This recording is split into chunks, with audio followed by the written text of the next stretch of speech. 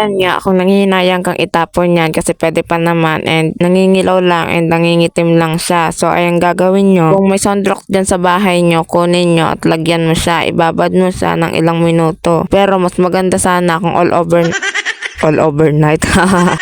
Mas maganda nga talagang overnight mo talaga siyang ibababad kasi nga pag overnight mo siyang binabad, tanggal tagalagat ng itim-itim dyan. Malinis na malinis at walang matitirang itim-itim dyan. Wow! Kasi nga ilang minuto ko lang din naman siyang binabad dyan, kaya ayan, di pa masyadong natanggal talaga yung itim niya. So ito nga plato, linalagyan ko nga muna ng konti pang sunrox para talaga matanggal yung itim niya dyan. Nakakapanghinayang naman talagang itapon, pwede pa naman, di ba?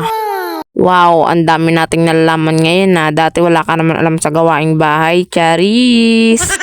Siyempre, lagi ka naman nasa bahay, paano di mo matutunan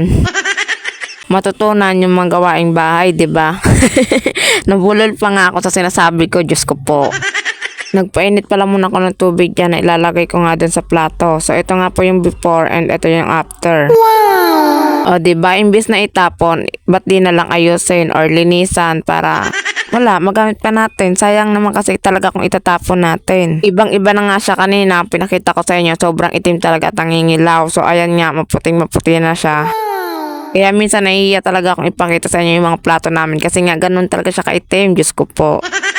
Natutunan ko lang din naman tong mga ganitong ginagawa is kay Lola kasi nga nakikita ko yung ginagawa niya minsan talaga. Kaya ayan nga, trinay ko na lang din. So ayan nga, naglalagay na ako ng mainit na tubig kasi nga nabanlawan ko na siya. Kasi nga baka magreklamo yung mga kasama ko sa bahay na lasang sunrox nga yung pinagugasan ko. O diba makikita nyo na nga kung gaano nakaputi yung mga plato namin. Bro John, Charis.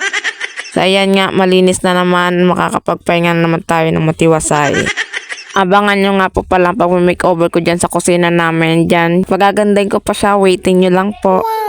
So, paano po ba yan? Hanggang dito lang po muna for today's video. Thank you, bye-bye. Thank you for watching.